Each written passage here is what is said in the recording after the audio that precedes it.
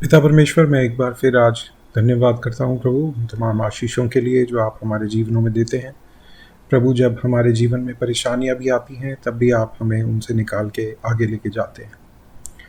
और प्रभु, हम अपने पास्ट को देखते हैं कि पास्ट जीवन में प्रभु जो जो कठिनाइयाँ आई, जब हम निराश हुए, जब हम परेशान हुए, तब आपने किस तरह से हमारी प्रार्थनाओं का उत्तर दिया और आप हमें उन परेशानियों से बाहर लेकर आए। और पास्ट को देखते हुए हम अपने भविष्य के लिए, अपने फ्यूचर के लिए भी अपने साहस को इकट्ठा करते हैं कि प्रभु आगे भी आप हमारा साथ देंगे।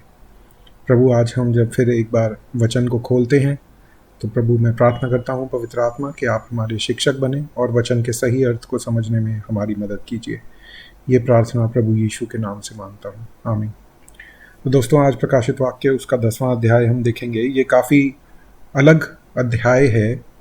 इसमें एक स्वर्गदूत तो नज़र आता है, लेकिन क्या हो रहा है वो पूरी तरह से क्लियर नहीं है। फिर भी हम जो लिखा हुआ है उसको पढ़ेंगे और मैं कम से कम अपनी तरफ से उसमें जोड़ने की कोशिश करूँगा या अपनी तरफ से ये बताने की कोशिश करूँगा कि उसमें जो चित्र हमें दिख रहे हैं वचन के अंदर उनका क्या अर्थ है। क्योंकि अपनी तरफ से स्पेक्यूलेट करना ज़्यादा अच्छी बात नहीं है, खास करके प्रकाशित वाक्य में। लेकिन फिर भी क्योंकि हम कंटिन्यूएशन में पढ़ रहे हैं तो आइए हम सीधा वचन में चलते हैं और पढ़ते हैं कि वहाँ पे किस तरह से लिखा है। और कभी भविष्य में अगर कोई इसके बारे में हमें बताता है कि उसका क्या मतलब है, तो हमें देखना होगा वचन को साथ रख के कि क्या वचन सच में ऐसा दिखाता है, क्या उसका यही मतलब है जो जिस तरह से लोग अनुवाद करते हैं या इंटरप्रेट करते हैं स्क्रिप्चर को। तो यहाँ पे लिखा है, यूहन्ना बोलता है, फिर मैंने एक और शक्तिशाली स्वर्गदूत को बादल ओढ़े हुए स्वर्ग से उतरते देखा और उसके सिर पर मेघधनुष था और उसका मुंह सूर्य के समान और उसके पांव आग के खंभे के समान थे और उसके हाथ में एक छोटी सी खुली हुई पुस्तक थी और उसने अपना दाहिना पांव समुद्र पर और बायां पांव पृथ्वी पर रखा और ऐसे बड़े शब्द से चिल्लाया जैसे सिंह गरजता है। और जब वह चिल्लाया तो गर्जन के 7 शब्द सुनाई दिए। तब सातों गर्जन के सब शब्द सुनाई दे चुके जब सातों गर्जन के सब शब्द सुनाई दे चुके तो मैं लिखने पर था और मैंने स्वर्ग से यह शब्द सुना, जो बातें गर्जन के उन 7 शब्दों से सुनी हैं उन्हें गुप्त रख और मत लिख।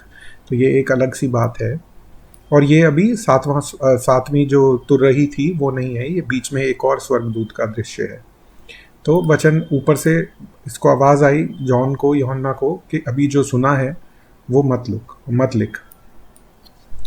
जिस स्वर्गदूत को मैंने समुद्र और पृथ्वी पर खड़े देखा था उसने अपना दाहिना हाथ स्वर्ग की ओर उठाया और उसकी शपथ खाकर जो युगानुयुग जीवित है, जिसने स्वर्ग को और जो कुछ उसमें है और पृथ्वी को और जो कुछ उस पर है और समुद्र को और जो कुछ उसमें है सृजा है, उसकी शपथ खाकर कहा कि अब और देर न होगी, वरन 7वें स्वर्गदूत के शब्द देने के दिनों में जब वह तुरही फूकने पर होगा तो परमेश्वर का वह रहस्य पूरा हो जाएगा जिसका सुसमाचार उसने अपने दास भविष्यवक्ताओं को दिया है।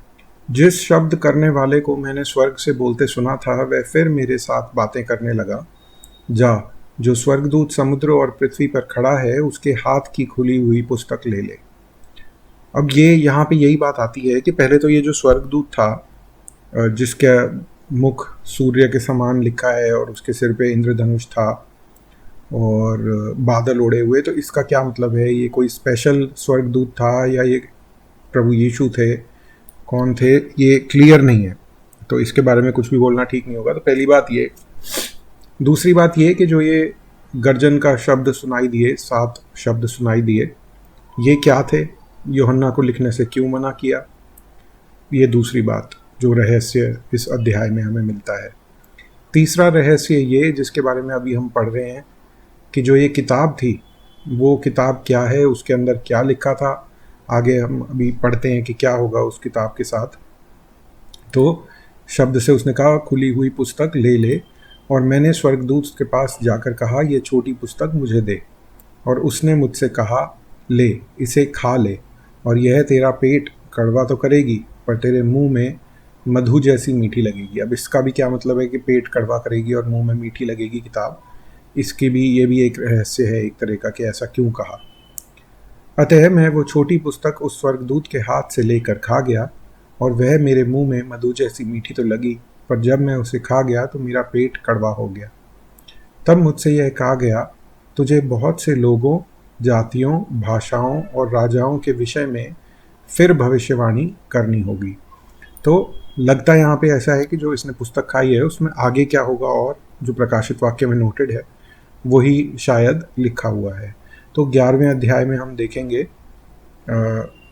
7वीं तुरही भी यहाँ पे आ जाती है, और दो जो विटनेस हैं, यानी कि दो गवाही देने वाले, उनके बारे में। तो इसको हम अगली स्टडी में देखेंगे। आज की स्टडी छोटी होगी, 11 वचन ही थे, तो इसको हम यहीं पे अंत करते हैं।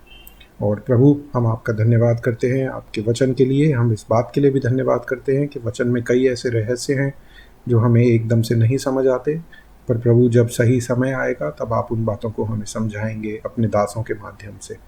तो धन्यवाद आपके वचन के लिए प्रभु, और एक बार फिर आज की स्टडी के लिए धन्यवाद करते हुए ये प्रार्थना प्रभु यीशु के नाम से मांगते हैं, आमीन।